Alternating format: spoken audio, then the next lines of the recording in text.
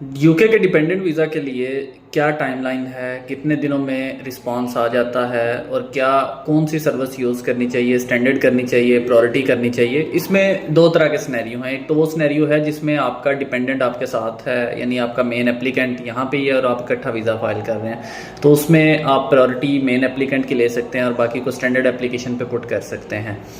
आप दोनों की सबकी प्रायोरिटी भी ले सकते हैं, लेकिन वो बहुत कॉस्टली पड़ता है। अगर 3 मेंबर हों, 4 हों, तो वो 500 पर एप्लीकेंट जो है वो प्रायोरिटी फ़ी आपको पता होगी हुई है।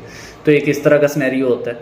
दूसरा इसमें ये होता है कि अगर आपका मेन एप्लीकेंट ट्रैवल कर गया हो तो अब आपके पास ऑप्शन ये होती है कि आप अपनी स्टैंडर्ड के साथ चले जाएँ।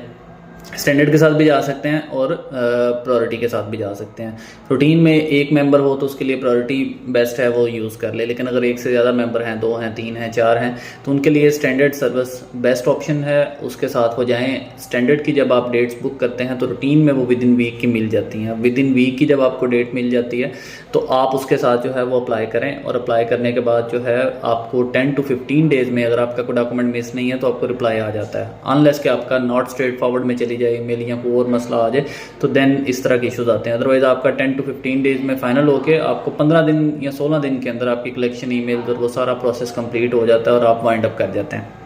यही अगर आप 500 के साथ जाएं प्रायोरिटी फीस के साथ, तो 4 एप्लीकेंट है, 2000 पाउंड एक्स्ट्रा पे करें, तो ये एक प्रॉब्लमेटिक बात है। और इसमें अगर नॉट स्ट्रेट फॉरवर्ड की ईमेल आ जाए तो यहाँ से भी आपको पेमेंट्स पड़ती है और साथ में बैंक स्टेटमेंट्स की भी पड़ती है। अब इसमें बहुत से स्टूडेंट्स का क्वेश्चन ये होता है कि हमारी बैंक स्टेटमेंट्स हैं पेड, रूटीन में पेड बैंक स्टेटमेंट्स होती हैं तो वेट नहीं कर सकते। लेकिन देखें, उसमें एक चीज़ समझने की ज़रूरत है कि अगर आपका प्रायोरिटी पे भी डिसीजन नहीं आता और आप 2-3 हज़ार पाउंड एक्स्ट्रा लगाते हैं और फिर वो भी पैसे देने पड़ेंगे और बैंक के भी पैसे देने पड़ेंगे, तो इसमें ज़्यादा बेस्ट ऑप्शन ये होती है कि आप अपनी जब ऑनलाइन अप्लाई करें तो अर्लीस्ट डेट्स देख लिया करें। रूटीन में अब ये पिछले कुछ दिनों में डेट्स का इशू आ रहा था, अब इसमें इशू कम है, यानी विद इन वीक की डेट्स मिल रही हैं। तो अगर आपको विद इन वीक की स्टैंडर्ड पे सेल्फ पे मिल रही है तो आप उसी को यूज़ करें और उसको यूज़ करने के बाद जो है वो आप वहाँ पे ले जाएं।